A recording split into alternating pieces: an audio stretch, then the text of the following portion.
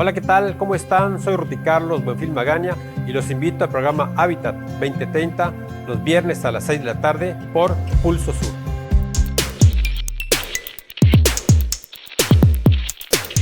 Todos somos Pulso Sur, el canal de la capital. Hola, ¿qué tal? ¿Cómo están? Muy buenas tardes. Pues hoy estamos retomando el programa Hábitat 2030 en este enero del 21. Y bueno, pues hoy tenemos un programa pues muy interesante porque es algo que creo que nos implica a todo. Tiene que ver con un tema ambiental, tiene que ver con un tema también social y cultural. Y me estoy refiriendo básicamente a la bahía de Chetumal. Para ello vamos a platicar con el doctor Gonzalo Vidaña Espejo. Por allá tenemos preparadas algunas diapositivas que van a mostrarnos gráficamente algún tema, ya sea histórico, cultural, ambiental de la Bahía de Chetumal. Para ello quiero saludar, para empezar, a Gonzalo. Gonzalo, ¿cómo estás, amigo? Buenas tardes. Buenas tardes. Gracias por asistir a este programa. Gonzalo ya nos ha acompañado en alguna ocasión y bueno, pues también compañero del Colegio de Biólogos, y el material que se va a visualizar fue estructurado pues por el Colegio de Biólogos con el objetivo de difundir algunas cuestiones de la Bahía de Chetumal que tanto nos debe importar como un tema social, cultural y ambiental. Gonzalo, para empezar, vamos a platicar pues un poco de la historia. No hablamos de datos duros, pero sí un poco de la historia, porque pues el municipio se llama Otón Pompeyo Blanco, aludiendo a un señor que llegó hace ya muchas décadas y encontró un contexto natural que es la bahía de Chetumal. De acuerdo a la historia, Gonzalo, ¿qué se recuerda que encontró Don Otón P. Blanco? Así es, don Tompe Blanco, ahora sí que por instrucciones de el famoso histórico presidente que duró 30 años en el poder, que fue Porfirio Díaz, al igual que muchos de sus militares, pues tenían mucho que hacer con todo lo que es nuestro territorio nacional, de tal suerte que incluyendo, hay una historia bastante interesante por ahí que no hace mucho la conocí, que es una isla del Pacífico, y en este caso la Clipperton, no sé si conozcas la historia, y es una de las tantas historias y siempre lo veo un poco paralela con lo que sucedió con Don Tompe Blanco, nada más que aquí le fue un poquito mejor a Don Tompe Blanco, hizo más cosas bastante importantes, sobre todo la consolidación de algo que se llama nuestro proceso de identidad. Y nuestro proceso de identidad exactamente surge, se acuña con Don Otón Pompeyo Blanco, y que la gente pues ahora sí que como nosotros avecindados, desconocemos completamente por qué el nombre tan, pues ahora sí que sutil de este militar de la época de Porfirio Díaz. Y él en ese sentido, pues nuestra bahía se vuelve un contexto histórico, un contexto social, porque se funda la capital de nuestro estado, el bellísimo estado de Quintana Roo, y que así va a perdurar como capital durante todo lo que nos resta de tiempo histórico, y aparte el contexto natural, un contexto natural que encuentra lleno de lo que hoy conocemos como humedales, claro, donde predominan 4 especies de manglares, donde de una forma u otra se distingue todo esas, ahora sí que arbustos que se incorporan también a una selva baja, pero sobre todo encuentra muchos cuerpos de agua. Y nuestra bahía Chetumal, con más de 180 kilómetros, ¿sí? Un cuerpo semicerrado prácticamente, que compartimos con lo que ahora es lo que es la República, los vecinos de Belice, que fue también otra parte de la historia de pues ahora sí que de nuestro México, porque prácticamente era la Honduras británica, posteriormente se convierte en Belice ya para 1980. Y hay todo ese contexto histórico que es interesante, desde ahí parte algo interesante, y después pues el tema que nos preocupa como biólogos, como colegio de biólogos, que viene siendo el cuerpo de agua de la Bahía de Chetumal, 2 ríos, 2 aportaciones importantes, el río Hondo y el New River, y una gran cantidad de manantiales, una gran cantidad de otros cuerpos de agua que pues lo hacen algo permanente, y que curiosamente no se detiene, al contrario, va avanzando. Existe un proceso que vamos a hablar posteriormente, que es el proceso de erosión, y que ese proceso de erosión solamente se controla con la misma mitigación de la vegetación. Esto es, estos cuerpos de vegetales que con sus raíces, con sus aportaciones, evita que se siga extendiendo más la superficie de la bahía. Claro, vamos a ir viendo los aspectos, los diferentes aspectos que tiene la bahía, pero pensemos, decías tú hace un rato, ¿no? Llega Otompe Blanco, evidentemente no llega a un lugar como lo conocemos ahora, evidentemente. Quisiera hacer un ejercicio de que hiciéramos una imaginación, que en ese tiempo no habían carreteras como las actuales, creo ni siquiera había radio, ni televisión, ni celular, y como tú bien decías, pues llega un lugar que en su momento, pues se decía que era como la cárcel, ¿no? Era la cárcel verde porque enviaban acá, pues a la gente que querían desterrar porque sabían que aquí a lo mejor, pues ya no veían más la luz del sol, ¿no? Ese es un contexto histórico bastante importante. Uno no es historiador, pero sin embargo sí se enfatiza que este lugar ahora sí que era un lugar prácticamente perdido en la selva, prácticamente donde sí inicia nuestra República Mexicana, pero donde los servicios, Era el rincón del país en pocas era un lugar de palabras, ¿no? exilio. Prácticamente don Porfirio Díaz lo tomó como un gran lugar de exilio. Y así hay muchos datos históricos donde se comprueba que así fue. Hay un documental importante por ahí que se dio, ahorita recuerdo el nombre, pero exactamente se relaciona con que él filma que él solo se extradita, se exilia aquí a este estado y encuentra un infierno verde, así lo Imagínate llamó. nada más. Y ahora es todo lo contrario, ¿no? Si hablamos de Ahora es Cancún, el paraíso. es otra cosa. Bueno, ahí Gonzalo nos tiene algunas diapositivas. Vamos a pedirle a la producción que nos vaya pasando algunas, digamos, muy lentamente, solo para graficar, solo para visualizar algunos aspectos de lo que hemos platicado. Ahí, Gonzalo, si quieres hacernos algún comentario, ahí vemos una casa, pues a la antigua, de madera seguramente, como se estilaba de estilo inglés como en aquel entonces, ¿no? Sí, así ahora sí que es parte de nuestra escenografía ya prácticamente de desarrollo urbano, pero de siglos pasados. Y en este caso con toda la influencia inglesa de lo que había aquí, la materia prima de la madera, que es lo principal. Sí.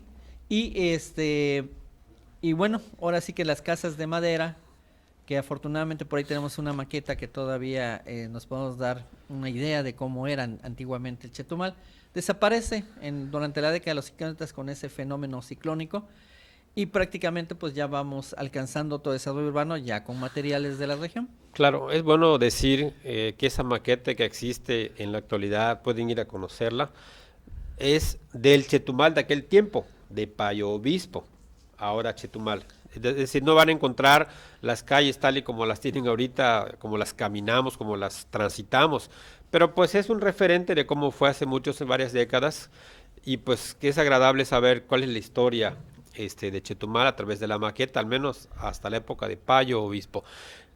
Si nos gustan pasar la siguiente diapositiva, pues vamos a ver un personaje del cual ya me has hablado, que es don Otón Pompeyo Blanco. ¿Qué vemos en la gráfica, Gonzalo? Sí, ahí tenemos al almirante don Otón Pompeyo Blanco y también es una imagen ahorita clásica de la Bahía de Chetumal, ese contexto natural de Bahía de Chetumal, con esos humedales, con esas especies de manglares sumergidas, sí, y ahora sí que es como su nombre lo indica, es un río hondo, con una buena profundidad, totalmente pues para vialidad de barcos y de lo que había en ese entonces. Y que eran las carreteras de aquel entonces, ¿no? Porque no había Así es. ni siquiera la terracería que conocemos ahora, ¿no? Importantísimo lo que hizo don Tompe Blanco porque ahí utilizó el famoso barquito ¿El pontón? del pontón, que después se le llamó Chetumal, sí, y prácticamente porque no encontró más ahora sí que cosa práctica para poder transitar, ¿no? tener ahí algo en detección. Recordemos que ahí pasaba prácticamente toda la madera, todas esas maderas preciosas que iban sobre la caoba, el cedro, y en fin, incluyendo algo que dio mucho también a toda la península, en particular a Campeche, lo que fue el palo de tinte. Fíjate que vale la pena apuntar un detalle por allá. Para los que ubiquen y conozcan Laguna Guerrero, todavía hay pequeños arbolillos por allá, perdidones de palo de tinte. La verdad, yo por allá tengo alguna frecuencia de visita y bueno, me tocó pues caminar en algún bajo, porque tampoco se dan agua salada del palo de tinte. Tiene que ser un agua muy específica y es como un bajo y me tocó observar los arbolitos estos y ciertamente muy bonitos y la verdad es que ojalá todavía los tuviéramos por acá. Vamos a pedir a la producción si nos pasa una siguiente diapositiva para seguir la narrativa de la bahía. Pues vemos una gráfica similar que decías Gonzalo, sí, con los cuerpos de agua. Evidentemente así no se lo encontró don Pompeyo Blanco, pero bueno, y fíjate que tengo la impresión que en esos tiempos, como mucha gente todavía cree, que el mangle es algo que hay que devastar, cuando es todo lo contrario. Podemos hablar de eso si quieres, Gonzalo. Sí, sí, aquí entonces es donde entra la parte biótica, exactamente, la parte de vida, donde si bien es un escenario que antes era totalmente insalubre, donde no había ni posibilidades de pasar, porque esta obstrucción que hacía toda una fortaleza de raíces, y del único especie vegetal que además soporta, tolera cosas completamente excesivas, de prácticamente de todo lo que es el pH, ahora sí que condiciones anóxicas, que no hay oxígeno en esos lugares. Sin embargo, las propiedades, los servicios ambientales que nos están ofreciendo prácticamente estas 4 especies que se dan aquí en esta zona de la península de Yucatán, pues es protección, es una barrera de protección, es un verdadero criadero de peces. Ahí es casi una incubadora. Sí, es una reproducción de alevines, de pequeños peces, de pequeños invertebrados y muy vertebrados como los reptiles, o sea, prácticamente tortugas, lagartos, que prácticamente siguen siendo evidentes en esta zona, o sea, se siguen observando, afortunadamente todavía los tenemos y son parte de la biota y la flora, como en el caso de los manglares, que nosotros tenemos en propiedad y debemos además de conservar. Claro, vamos a pasar a una siguiente gráfica, una gráfica muy bonita porque se ve desde la parte del cielo, algunas áreas de la bahía. Evidentemente ahí las partes más azules son partes más profundas y las partes más claras son partes más someras. Pero vean que la geografía y la distribución de esos ecosistemas, eso es lo que hace tan rica la bahía. Es decir, el hecho de que no sea bahía abierta, que esté cerrada, que tenga sus ramales, como le llaman, sus canales, eso genera un ecosistema, digamos, apto para que se desarrollen y se incuben muchas especies animales, tanto de flora, evidentemente, y de fauna.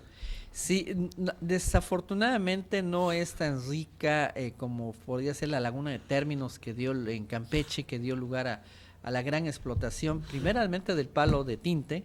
De ahí entraron los piratas, por eso se volvió tan famosa en ese sentido de la parte de la marina mercante, aunque con condiciones bélicas, porque pues prácticamente se los robaban a un territorio español, a la Nueva España.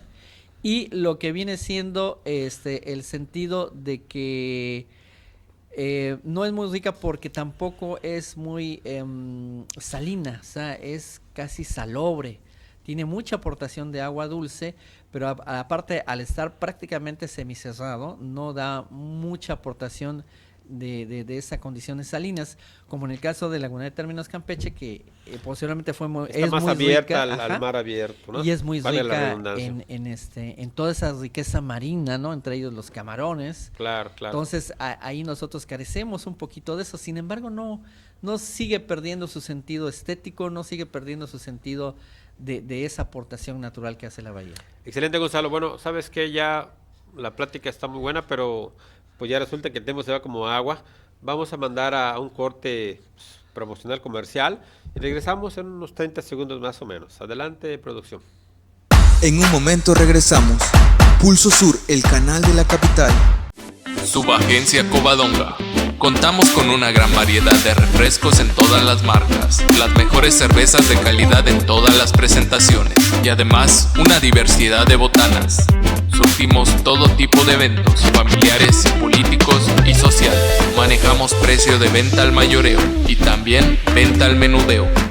Nuestros precios nos respaldan como tu mejor opción. También manejamos el servicio de evento a consumo. Contamos con servicio a domicilio con la mejor atención. Laboramos de lunes a sábado de 10 de la mañana a 6 de la tarde y domingos de 10 de la mañana a 3 de la tarde. Atención especial de su propietaria Consuelo Fernández Martínez.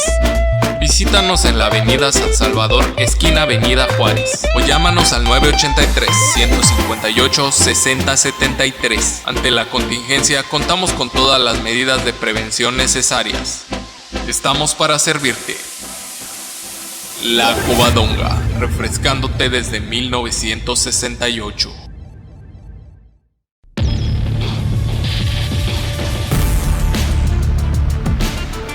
Esta fue una producción de Covadonga Medios. Continuamos. Pulso Sur, el canal de la capital. Pues continuamos platicando de la bahía en su contexto natural y ambiental. Y bueno, hace un rato platicábamos un poco de la historia cuando llega Otón Pompeyo Blanco. Es una especie de recapitulación lo que hago. Hablábamos de pues la parte escénica, la parte de la diversidad de la bahía, etcétera, etcétera, el mangle. Y se habló de un concepto que creo que vale la pena retomarlo. Se hablaba de un servicio ambiental. Vamos a detallar esto porque creo que es clave. Cuando se habla de un servicio ambiental, estamos hablando que el ecosistema le aporta a la sociedad, lo entienda o no, un servicio ambiental. En algún programa en esta serie de Hábitat 2030, platicábamos un ejemplo de Gonzalo. Les decía yo, hablábamos de las abejas y les decía, las abejas polinizan, tú lo sabes perfectamente bien. La pregunta es, si no hubiera abejas y ellas tuvieran que polinizar, nada más imagínense que le pagáramos a una persona para que polinice una hectárea de un cultivo, el que ustedes quieran. ¿Cuánto nos costaría?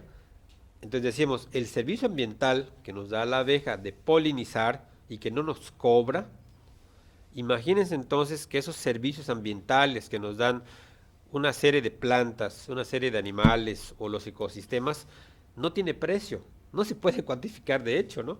Entonces aquí cuando se habla de que el MANG le da un servicio ambiental, a eso nos estamos refiriendo. Y que puede ser que lo entendamos o no, pero el servicio ahí está. Lo entendemos cuando sufrimos porque no existe, pero mientras lo tengamos hay que preservarlo. Así es, ahora sí que a lo largo de todos estos siglos, el ser humano en general, a través de sus estudios, a través de la experimentación, pues ha logrado crear el constructo del sentido del equilibrio. El equilibrio, y de tal suerte que las leyes y las normas se van sobre el equilibrio ecológico. Ese sentido del equilibrio ecológico es súper importante porque después se desarrolla el hecho de los servicios ambientales o de el sentido de por cómo nos da el equilibrio la naturaleza, o cómo obtenemos, o cómo logramos, o cómo llegamos al sentido del equilibrio. Y eso curiosamente se ve dentro de las materias prácticas de ecología. La ecología en sí de eco, casa, logos, tratado, estudio. Ahora sí que es un estudio de cómo están interrelacionados los diversos seres vivos. De la biología nos aportan los seres vivos y de la ecología nos aporta cómo se relacionan y dónde se relacionan, en dónde, en una casa. Claro. Una casa común que es el ecosistema, igual de eco casa, y cómo funciona nuestra casa. Entonces, al tener ese constructo de cómo funciona nuestra casa, ahí se da el ejemplo de servicios ambientales. Para el caso de la bahía de Chetumal, para el caso del humedal del manglar, tenemos que prácticamente es una captura de carbono, una captación de agua en calidad y captación suficiente, una regulación del clima. Aquí es donde la flora, y lo vemos en los parques, lo vemos en nuestra casa, la necesidad del árbol. Claro, hay que ver qué árbol podemos nosotros mantener en una casa o en un parque, pero son regulaciones, nos da un bioclima. Entonces ahí hay un amortiguamiento de los fenómenos naturales. El propio hecho del control de la erosión, cuando si hablamos de fenómenos naturales, vienen estos huracanes fuertes, que también son reguladores del clima, que también tienen su aportación importante, pero aquí hay un amortiguamiento físico, una barrera que ofrece las resistencias en las raíces, en los suelos. Así como las personas, cuando viene el huracán, dime si no lo haces, ahí están clavando sus ventanas, sus maderas, haciendo una barrera física. Bueno, pues el mangle es una barrera física natural y nos da ese servicio. Nos da el servicio de protección y no nos cobra por ello. Y muchos pues ya quieren tirar el mangle, ¿cómo lo ves? Es decir, y aquí quiero retomar un tema y un concepto cuando la ley de equilibrio ecológico y protección ambiental. Pero la parte del concepto de equilibrio, hay que entender que si no existiera el ser humano en el planeta, habría equilibrio probablemente, ¿no? Y si no existiera, por cosas naturales, se perdería. Pero lo que quiero decir es que el ser humano es el fiel de la balanza que de repente genera el desequilibrio. Y el ser humano también plantea los famosos, las normativas y las leyes para que sí volvamos al equilibrio, ¿no? Sí, y en ese sentido, en esos servicios ambientales hay los que llaman intangibles. En ese caso, los intangibles son esa captación de la captura de carbono y la producción de oxígeno. Otras cosas que ya hablaste tú, por ejemplo, el mismo, toda esa biota de insectos, ahí en esos mismos manglares hay una polinización de las mismas plantas. Claro. En ese mismo sentido, si hay algo también importante en este contexto del manglar, aparte de la barrera física, es que pues hay biodiversidad, hay una cadena alimenticia, hay un proceso que exactamente nos llega al equilibrio ecológico, porque cuando la cadena alimenticia, cuando no existe un factor que esté alterando el famoso impacto ambiental, sino con lo que hace el hombre es el impacto ambiental, y ahí desequilibra completamente con esos químicos. En este caso, ahorita vamos a platicar de los diversos procesos, ahora sí que de impacto ambiental que se están generando en la bahía. Por el hombre. Por el hombre. En el caso de la bahía en específico son 122 años ya de nuestra mancha urbana, de nuestro Chetumal. De nuestra afectación, de nuestros impactos. impactos. Impacto directo que está generando desde el clásico aguas residuales. Sí, que originalmente llueve, tenemos que canalizar toda esa agua, se va hacia la parte baja de la bahía, y ahí se entiende que es agua, ahora sí que pluvial, pero viene arrastrando. Claro, es también cuando se habla de la presión que ejerce el ser humano en un ecosistema, porque lo está impactando, lo está afectando con su agua jabonosa, con sus acciones, con tirar basura, etcétera. Gonzalo, ¿qué te parece si vamos a las siguientes diapositivas para no descontextualizarnos del orden que tenemos? Ahí le pedimos a producción que nos ponga la siguiente gráfica. Pues ahí que vemos, Gonzalo, es un mapa, ¿no? Aquí estamos hablando, ahora sí que ese desarrollo urbano que teníamos tan característico, sobre todo un escenario que nos da identidad, el aspecto caribeño, en específico para Chetumal, nos da identidad. Recordemos que nosotros como Estado de Quintana Roo somos los únicos con los únicos de la República Mexicana con la puerta abierta hacia el Mar Caribe, o sea, tenemos una ventana abierta al Mar Caribe en todo ese contexto que se llama Quintana Roo. Claro, está el canal de Yucatán, que también es hermoso, pasamos al Golfo de México, pero ese sentido caribeño prácticamente lo tiene Quintana Roo. Eso es lo que lo hace extraordinario como pues para venta de esos escenarios maravillosos que ofrece el Mar Caribe. Pero además agregamos la cultura, que de una forma u otra a través de todo Centroamérica se da, y nosotros la adoptamos en Chetumal. Claro. Casitas de madera y nuestros alimentos, el sentido de la gastronomía. Es curioso eso que dices, y parece algo tan simple, pero se han preguntado por qué las casas eran de madera y no de piedra todas. Pues porque el contexto de la región te aporta una gran cantidad de madera, y por eso tú usas lo que tienes a la mano, ¿no? La comercialización. Y es cuando hablamos de cómo la parte del contexto influye sobre ti y luego tú influyes también sobre el contexto, ¿no? Así es, o sea, ahí se hace una manufactura, ahí se genera una actividad económica, se genera una actividad laboral, una actividad social. Recordemos que, por ejemplo, hablando en aspectos bioculturales, nuestra identidad de trajes regionales se da en el aspecto del chicle. Claro, los chicleros. Es el que aporta. Entonces, curiosamente, todo nuestro sentido se va enfocando por ello, ¿no? se está a esas actividades económicas que antes existían. De acuerdo. Creo que vamos a pasar a la siguiente diapositiva. Ahí que vemos, Gonzalo. Pues ahí prácticamente es toda la parte de biota, de la flora, de nuestros humedales, como los conocemos, como los observamos, con esas 4 especies de mangle que se dan en distintas porciones a lo largo de esa, pues ahora sí que ese margen, podemos hablar del margen, y ya después de lo que es nuestra selva mediana, que todavía la observamos. Afortunadamente hay grandes porciones, gracias a las áreas naturales protegidas, tanto estatales como federales, pero que Quintana Roo es un sentido de identidad, esa selva, que ojalá sí la sigamos conservando. Vamos a la siguiente, a ver qué tenemos por allá. Bueno, pues seguimos, ¿no? Seguimos con las especies de mangle, ahora sí que los diversos aspectos ahí tenemos a nuestra bahía de Chetumal, sí, cómo se observa, cómo se da. Y pues ahí, desafortunadamente, yo digo aquí que aplicamos la parte desafortunada, no hemos todavía como desarrollo urbano, como autoridades, darle el sentido y la importancia de esa conservación de la biota. Siempre andamos viendo cosas de desarrollo urbano impactantes, sí, o sea, buenas carreteras, buenos puentes, buenos escenarios, pero el escenario natural no lo hemos aprovechado.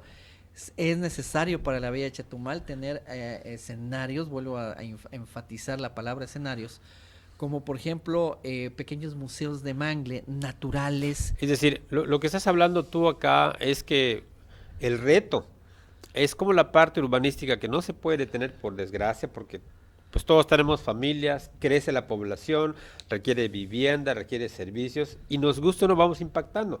Pero lo que estás planteando acá es que tengamos la habilidad de adaptarnos a la ecología, y ahí lo que comentas de un museo del mangle, que no sería mala idea que lo pudiéramos tener, prácticamente sería pues un museo a cielo abierto, ¿no? Por decirlo así, ¿no? Bajo el criterio del enfoque sustentable, que es lo social, lo económico y lo ambiental. ¿Cómo combinamos todos esos 3 factores en escenarios naturales, como lo ha hecho Parques con muchísimo éxito? El propio, podemos decir nombres que son muy conocidos, que son parques acuáticos, pero que aprovecharon todos esos escenarios, le metieron un poquito, una modificación, como por ejemplo, los ríos subterráneos que han sido modificados en esa zona. Estoy hablando de la zona de Playa del Carmen. Y qué éxito comercial, qué éxito sustentable tiene Playa del Carmen con esos parques. Es un ejemplo de algo que fue exitoso, pero porque supo combinar la parte del contexto natural con la parte urbanística y escénica, ¿no? Yo creo que es fundamental eso que se está diciendo, y el tema de que hay un museo me parece una buena idea, porque la meta, ¿cuál sería? Que la gente logre captar el mensaje de la importancia del mangle, y tú no puedes valorar lo que no conoces, ¿es correcto? Sí, y al hablar de museo estamos hablando de escenarios casi naturales, un poquito modificados en el sentido de señalización. Necesitamos señalización, necesitamos decir que esto es un mangle. ¿Y cuántas veces no ha habido el problema que cortan árboles en la parte del Boulevard Bahía y resulta que son dentro de la especie protegida a nivel nacional de los mangles? Entonces requerimos señalización, requerimos ahora sí que materiales naturales y crear un escenario para nuestra zona urbana sin perder nuestra vegetación. De acuerdo, seguimos con las diapositivas, ya vamos a cerrar el programa, nos quedan por allá quizás un par de pequeñas gráficas. Vamos con la última, que me gusta mucho, porque ahí se ve como si fuera un perfil de suelo, pero a nivel de la tierra, como un corte de un ecosistema. Miren qué maravilla, ¿no? Conviviendo mangle, agua, aves, un ecosistema saludable, ¿no? Pues es exactamente lo que nos ofrece los servicios ambientales, ese equilibrio ecológico, donde se encuentra la biota y la flora en total equilibrio, en total combinación, y que desafortunadamente es lo que vamos perdiendo, ¿no? O sea, por invasión del ser humano, por ese impacto que se ofrece el ser humano, nuestras aves de la región pues se van. Bien, vamos a pasar, creo, a la última de usted porque el tiempo se está yendo, solo para vean ustedes la gran cantidad de servicios ambientales que nos da la naturaleza y que no nos cobra. Así es. No nos cobra y nosotros sí le hacemos pasar la mal, ¿no? Así es, o sea, ahora sí que, vuelvo, repito, son 122 años de estar impactando en residuos sólidos, en residuos líquidos, y que de una forma u otra, al fin y al cabo, hablamos de contaminación, y ha habido una contaminación bastante severa en nuestra Bahía de Chetumal, como fue el caso en su momento de la muerte de una especie en particular de bagre, que nosotros conocemos como bagre maya, y que de una forma u otra es un gran indicador de que algo pasó por ahí en cuanto a relación de contaminación. Y se perdió la especie. Y la especie fue impactada, ahora sí que en volumen había una gran cantidad y posteriormente Bien. Ya queda mínimo. Ok, pues creo que ya nos toca cerrar el programa. Gonzalo, te agradezco mucho, la verdad se fue como agua el programa y este tema no se termina acá, eso da para otros programas. Sin embargo, era importante refrescar este tema entre social y biocultural de la bahía para que se note la importancia de ella y que nos guste o no, está en nuestro contexto y nos da identidad. En ese sentido, con esas conclusiones podemos terminar. Gonzalo, un último comentario y pues ya nos despedimos. Que nuestra bahía ahora sí que está en relación a un contexto histórico, cultural, social y sobre todo la parte del ambiental. Y hay que cuidarla, acuérdense que no nos cobra por el servicio que nos presta y eso lo debemos agradecer y se debe agradecer cuidando de ella. Amigos, se nos fue el tiempo, gracias por su atención, por vernos, por escucharnos y nos vemos en una próxima sesión de Hábitat 2030. Que estén bien, hasta luego. Hola, ¿qué tal? ¿Cómo están? Soy Ruti Carlos Buenfil Magaña y los invito al programa Hábitat 2030 los viernes a las 6 de la tarde por Pulso Sur.